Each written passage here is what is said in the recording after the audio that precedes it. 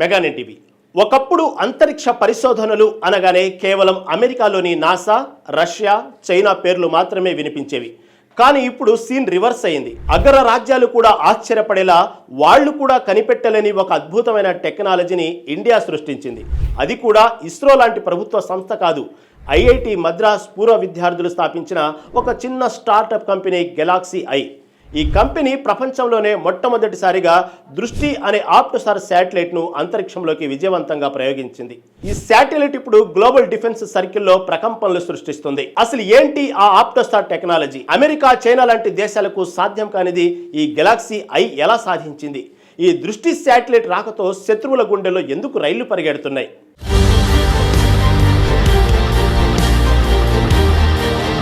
Machine దృష్టి అనే ఈ అతిపెద్ద శాటిలైట్ ను రూపొందించింది బెంగళూరుకు చెందిన స్టార్టప్ సంస్థ galaxy eye. Electro optical synthetic aperture radar సెన్సర్ల టెక్నాలజీతో ఇది వర్క్ చేస్తుంది. ప్రపంచ అంతరిక్ష చరిత్రలో ఈ తరహా టెక్నాలజీతో పనిచేసే ఉపగ్రహం మరొకటి లేదు. మిగతా శాటిలైట్లు కేవలం లైటింగ్ ఉన్నప్పుడు మాత్రమే క్లారిటీగా పిక్చర్ తీయగలవు. అయితే మిషన్ దృష్టి వేరే లెవెల్. పగలు మాత్రమే కాదు, రాత్రి కూడా చిత్రాలను తీయగలదు. అంతేకాదు, వాతావరణం ఎలా ఉన్నా అత్యంత స్పష్టమైన చిత్రాలను పంపే సామర్థ్యం దీనికి ఉంది.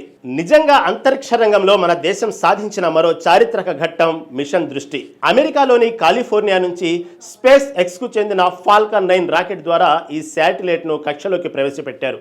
ఈ మిషన్ విజయవంతం కావడంతో ప్రధాని నరేంద్ర మోదీ హర్షం వ్యక్తం చేశారు. భారత అంతరిక్ష ప్రయాణంలో ఈ ప్రయోగం ఓ మైలురాయిగా నిలుస్తుందని ఆయన అభివర్ణించారు. భారతదేశపు ప్రైవేట్ రంగంలో తయారైన అతి పెద్ద ఉపగ్రహాన్ని గ్రాండ్ సక్సెస్ చేయడం యువతలో ఉన్న ఆవిష్కరణల పట్ల మక్కువకు, దేశ నిర్మాణ కాంక్షకు నిదర్శనమని ట్విట్టర్ వేదికగా ప్రధాని ప్రశంసించారు.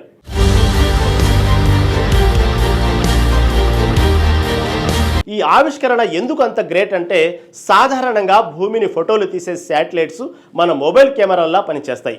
అంటే పగటిపూట మేఘాలు లేనప్పుడు మాత్రమే అవి క్లియర్గా ఫోటోలు తీయగలవు. వర్షం పడుతున్నా, మేఘాలు కమ్ముకున్నా, రాత్రిపూటైనా అవి గుడ్డిగా మారిపోతాయి. ఈ సమస్యను అధిగమించడానికి గెలాక్సీ ఐ సంస్థ ఆప్టికల్ సింథటిక్ అపర్చర్ రాడార్ అనే 2 టెక్నాలజీను కలిపి ఆప్టోసార్ అనే కొత్త టెక్నాలజీని కనిపెట్టింది.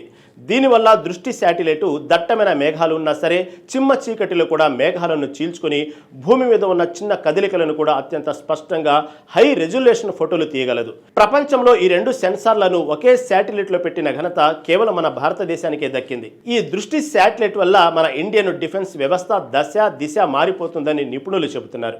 మన పొరుగున ఉన్న చైనా, పాకిస్తాన్ ఎప్పుడు దొంగచాటుగా మేఘాలు ఉన్నప్పుడు రాత్రిపూట మన బార్డర్లోకి చొరబడటానికి, అక్కడ బంకర్లు నిర్మించడానికి ట్రై చేస్తూ ఉంటాయి. ఇప్పటి వరకు వాళ్లను కనిపెట్టడం కొంచెం కష్టంగా ఉండేది. కానీ ఇప్పుడు దృష్టి రాకతో శత్రువుల ఆటలకు కళ్ళెం పడినట్లేనని నిపుణులు అంటున్నారు. హిమాలయాల్లో ఎంత మంచు కమ్ముకున్నా, రాత్రి వేళ్లలో శత్రువులు ఎక్కడ దాక్కున్నా సరే, ఈ శాటిలైట్ తన రాడర్ కళ్లతో వాళ్లను పసిగట్టి పక్కా పిక్చర్స్ను మన మిలిటరీకి పంపుతుంది. ఇండియన్ ఆర్మీకి ఇది ఒక బ్రహ్మాస్త్రం లాంటిదని డిఫెన్స్ ఎక్స్పర్ట్స్ కుండలు బద్దలు కొట్టి మరీ చెబుతున్నారు.